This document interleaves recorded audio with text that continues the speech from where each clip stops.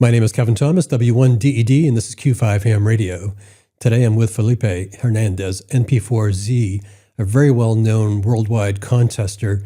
He's in St. Croix getting ready for the CQ Worldwide CW contest, but also has had a hand in the Clash of the Titans, as we've been calling it, between Braco, Dan, and Chris, and I hope to get into that today. Felipe, thank you for joining me. Great to be here. Well, you've been a very difficult guy to track down. You're a busy man. What takes you to so many different countries? Mostly business is just Puerto Rico, Jamaica, and Colombia. But I guess everywhere else is just ham radio. That's great. Actually, I was talking to John Kimball yesterday, KL9A. There's been so many conversations lately, and I was telling him that this is my wife's favorite part of ham radio, the fact that we get to travel. There's a story with Johnny because we used to hang out since we were kids. And back in the 80s, he would just hop in a plane, escape from his parents in Alaska, and just arrive in Puerto Rico unannounced and say, "Hey, I'm here, pick me up." I love that. So yeah, it's there's many stories. Well, and that's the somewhat hidden part of ham radio, right? The camaraderie that we all really enjoy. It's the operating's great, but it's the camaraderie that really puts a smile on people's faces. Felipe, tell me about your ham radio background. When did you get first licensed, and why did that happen? I got licensed in '80.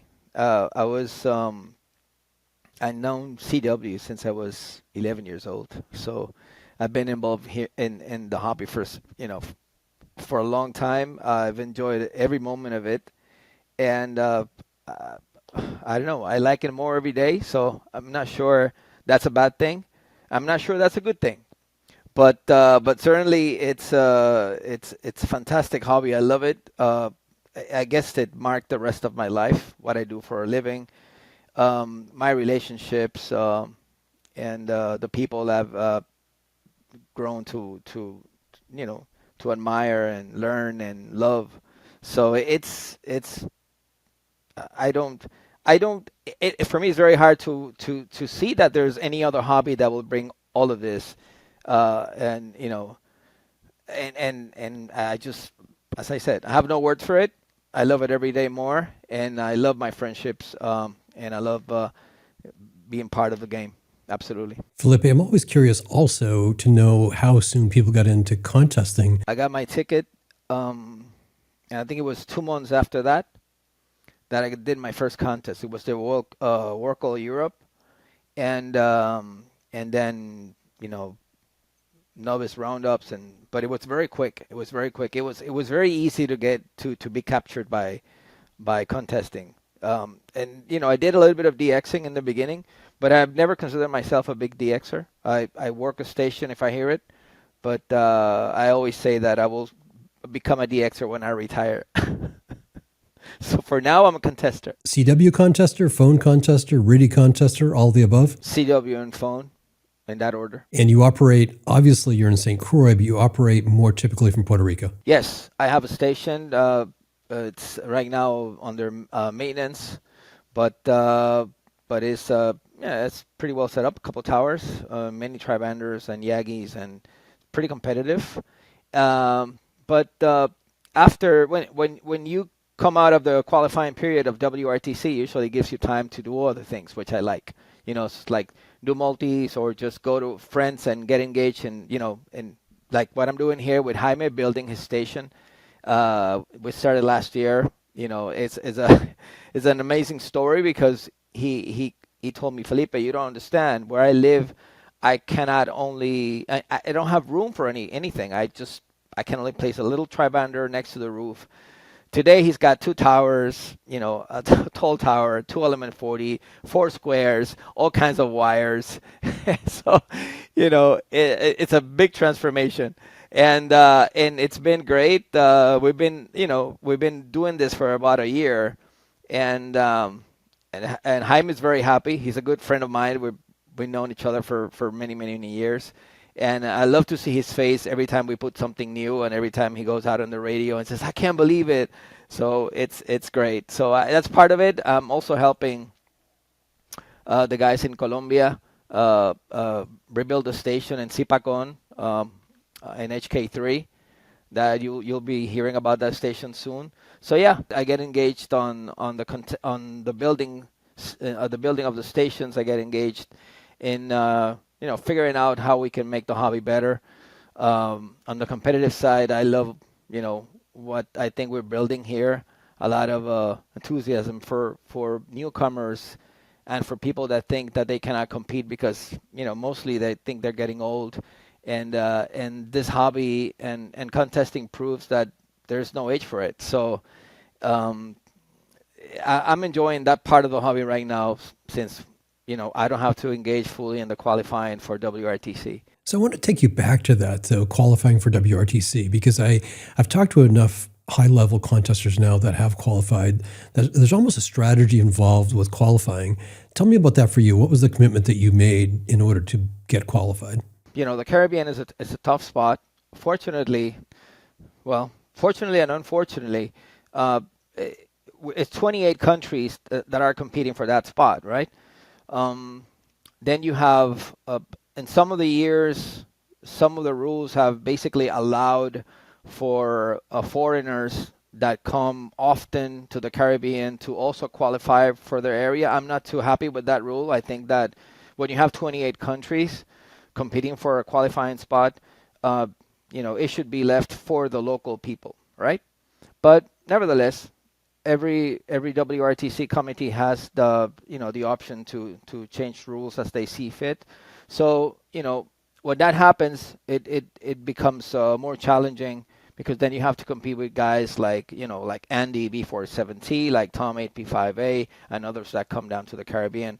But I guess consistency, do all the contests, make sure you put in your best effort, and have fun, right? So I have to say that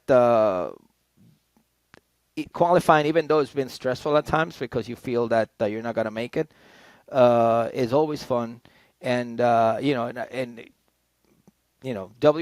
finishes up, and then you're looking forward for the next one. So it's great. And who will your teammate be? Oh, Andy B47T and 2NT. We did. We went to Italy. It was fantastic together, and we're doing it again in England. So talk to me about the CQ Worldwide CW coming up. What are your plans? So it's going to be a fun thing too. One of the things that I decided to do with Jaime was like, hey Jaime, let's do this. I'm going to go there before the contest, and I'm going to take care of the station. We've been having a little trouble with noise. Now we're getting the radars getting in as part of the mix, but the idea was for me to operate single upper band, high power from here, and then Jaime is going to operate from my remote station in Puerto Rico. So I am in his house operating his station, but he's in his house operating my station in Puerto Rico. So we're going to be next to each other. He's going to be doing his contest. I'm going to be doing my contest. But I think it's going to be a lot of fun, having somebody, sometimes it gets, you get tired and, perhaps you want to talk to someone and figure, and wake up again. So I think it's going to be fun. And so, I guess we're in the same vibe. He's going to be doing low power, all bands, and I'm going to be doing high power, all bands. So talk to me about the Clash of the Titans as Jose CT1BOH. I know you've had a serious hand in helping Braco get to Colombia, so you've got probably more awareness of what's going on in Colombia than anyone other than Braco right now. So tell me your thoughts, just generally, this opportunity between Chris, Dan, and Braco, and then specifically what you found in Colombia that caused you to reach out to him and put things together. So it's a great, I think it's a great story. The whole thing started when Dan was trying to find a place to operate. So he reached out to me. I made some calls. My good friend Juanillo, EI8 Radio Mike, I spoke to him, and and I said, hey, how about bringing back the record to Echo Alpha 8? And the whole conversation started. Eventually, Juanillo said, let's do this, all right? If Dan can bring enough people to rebuild the station, I'm all for it. And because Juan was busy with the new baby and busy with work, so that's how the conversation started. So eventually we found a slot for Dan, and so the record was supposed to go back. The idea was for the record to go back to Echo Alpha 8, and and so there's Brazzo, who are also very good friends, and and I talk to him all the time, and I asked him, hey, how's the QTH finding situation, and he was frustrated because he had an opportunity in EA8, went bad, the Delta 4 Charlie station was broken. He identified another location in 6 Whiskey, but it was very, very hard to make it happen. And at that stage, I was already I had already arranged to operate from Salim's, from HK1T. So I was gonna go do the CW contest from Salim station, and I thought about it. I said, you know what, this is probably one of the few times that we can get these 3 guys to do something really amazing. So I call Salim and I say, hey Salim, I'm not sure, if I'm asking for too much, but I would love to give my spot to Brazzo. I know you don't know him, but Brazzo's a great guy, and I told him all about him, and Salim was very gracious. He said, listen, Felipe, if you recommend him, I don't mind. And I said, great. So Salim allowed Brazzo to operate from his station. So I called Brazzo and I say, hey, Brazzo, you have a station to operate from. You can do from HK1. He loved it. In the beginning, he was all concerned about, what's there. And I said, listen, I'm not sure. I know he's got significant aluminum, but the worst thing that can happen is that you have fun, all right? That's the worst thing that can happen. You'll have a decent QTH. It's going to be very interesting because these guys are crossing the Caribbean. They're crossing the Atlantic, and you'll be crossing the Atlantic in the other direction, And there's this talk about, the magic of the Western Caribbean and how you can make so many QSOs. I told them, listen, there's a big chance that you can actually score as big as they, So that's the whole thing. That's how the whole thing started. I didn't know you had a hand in Dan getting to Canary. Yeah, many conference calls and some hurdles, but yeah. So, anyways, I think it was fantastic. It was fantastic for the hobby. I am so psyched with this whole thing that I could easily just sit down and just watch the scoreboard all day because I know that all of them will post. But I'm also jumping into the fray and having fun. But yeah, so to go back to your question, I do not agree with some of the things that Jose said. Don't get me wrong, Jose is probably the most experienced guy in the game. So, but of course Jose operates. He's operated from 33. He's operated from Zone 9. He's done very well. He's won world records, and he's won many times. But I think there's some benefits in both sides. I still believe that the north coast of Colombia brings all that west, all those calls, all those stations that are mid USA to the west coast. Also, Colombia is fantastic for Japan. You could probably consider that 1,000 QSOs from Japan are very easy from HK in this contest. Something was said about the rates, about Chris and Dan being faster runners, and that is so. I think Brazzo recognizes it, but you might have 4 or 5 hours at most of those high rates, and then it stabilizes somewhere around 300 and then comes down on Sunday. So perhaps he can, he might not make the most of the huge rate in the beginning of the contest, but I don't think it's going to be material when it comes to him winning or not. So that's one thing. Other thing that I haven't heard that had been discussed is that Brazzo is a fantastic multiplier guy. He moves people like a madman. He just moves stations from the very beginning of the contest. Um, and if you can give to Chris and Dan that they are the fastest runners, and they are, but you can give Brazzo um, for sure that he's the best multiplier guy.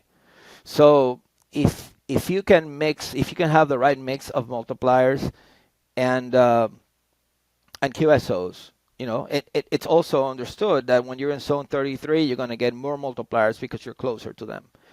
But if you have a good multiplier guy on this side, he might match the multiplier numbers. So that's what I think, that it's going to be closer than one. I wouldn't rule out Brazzo at all. Also, it was discussed about stamina. I'm sorry to say, but Brazzo has the best stamina. So, and every day he spends on those towers going back and forth, the guy gets stronger every day. Right? So, he's completely psyched. And so I think that's what makes it really, really amazing. I mean, and I have to congratulate you for putting all the effort that you put into creating this environment of competition. I'm sure a lot of people will be motivated. I see the young guys, young operators, getting very anxious, wanting to be part of it too, and that's fantastic for the hobby. And and back to the stamina thing, Andy is close to his I think he's 69. And he's putting, 48 hours. He's shooting for 11,000 QSOs this year, right? You have Bud, in his 70s. This guy, it's just a machine. So there's an argument. I'm not sure there's an argument about, stamina. There's an argument, in terms of experience, focus, Zen, if you want to call it Zen. But I think this hobby gives the opportunity to anybody. I mean, and of course, there are people that have some illnesses that doesn't allow them to stay a long time on the chairs. But for sure, there are many who are very committed, and well on their older ages, they're just doing incredible. They are they're focusing and improving their scores, and I don't know. I think that's wonderful, and that's beautiful of our hobby. So I want you to tell me more about stamina, because I've got to believe there is a difference between Brazzo, as in good shape as he is. I mean, he's been climbing towers, hiking up hills, and he's been doing it for days, not to mention getting E77DX ready before that and EF8R ready before that. And compare that with Chris, who I believe just arrived in Madeira via London. And as John Kimball, KL9A, said, he's going to be greeted with champagne and caviar. And I know he's just kidding. But you don't think that there's a more rested Chris that will make a difference going into the weekend? Or is there just so much adrenaline into the weekend that it keeps you going? If there's something called mental stamina, I think that's the difference. We call it, I guess, Zen was a word that was used, and Zen, I think Zen is more that place where you feel comfortable. Stamina, mental stamina, is making the decisions when you have to make them, staying, on the chair when you want to wake up, and focus on the task. I'm not sure you get that with exercise. Certainly, there are some types of exercises that require that. I know that Brazzo does this extreme exercises that CrossFit. Yeah, this CrossFit, that it requires a lot of stamina. You have to be very clear in your mind what you want to do. All right. So again, I look at Dan. All right, Dan is not in the best of shapes. He's never been. This guy is a monster. Listen, I have a story. I remember he was operating from my house, and he was using tour radios, and I brought him. He wanted, I said, hey, you have to eat something. And the guy's a big guy, so you want to give him, some good food. So I gave him a big hamburger, And I remember like today, he's running his 2 radios, and he's got his hamburger in his hand like this, right? And he's just working his keyboards and running people, and with his hamburger, and I couldn't believe him, and I said, I can't believe he's doing that, and he did, right? And he was happy. He was in this, I don't know, and this thing that for me, bringing a piece of food in my mouth while I'm operating is completely disruptive. But the guy was so focused on what he was doing that he was just eating, he was operating, he was using 2 keyboards, and the guy was, and he won the contest, by the way. He beat PJ4K, actually, and 6KT that year. While he's holding his hamburger. Well, yeah. So, I don't know. Call it what you must. I think it's more in your head than in your body. Felipe, I appreciate you recognizing what we've done with the Clash of the Titans and the CQ Showdown and bringing attention to the 3 operators, but it's also been pointed out that there are a lot of other great operators on this weekend. You're one of them. KL9A is going to be on at Kilo Papa 4 Alpha Alpha. You mentioned Bud Trench. You mentioned Tom Georgians at 8 Papa 5 Alpha. Who else am I missing? Who are the other great operators out there that anybody who's going to the contest online scoreboard should pay attention to? Well, you have guys, across the Atlantic. You probably will find a couple of good operators going to P3. You're gonna have for sure. You're gonna have UT5 UGR operating from, I think it's from Tango Oscar 4 Alpha. He holds a record right now. I think he holds the assisted record. He was the guy who actually started this 2BSIQ thing back in the 2010s. And then you have Papa 40 Whiskey, and you might have some guys operating from P42. I think that Radio Alpha 3 Charlie Alpha is going to Papa Zulu 5 Delta X-Ray. There's another single up, I think it's J3. So you'll be surprised. Those guys are all very competitive. They're all been winners. They won the world at one point or other. So they're all there. I think that making in the top 10 this year will definitely prove that you are a really good operator, because I think there's going to be a lot of competitive scores. Well, it's definitely going to be a fun weekend. And Felipe, I really appreciate you joining me today. I know you've got a busy schedule. You've got a station that you continue to get ready for the coming weekend. Thank you. Thank you. See you for the contest. I've been talking to Felipe Hernandez NP4Z. You'll hear him on at the CQ Worldwide CW contest as Kilo Papa 2 Bravo 73. See you guys. Bye-bye.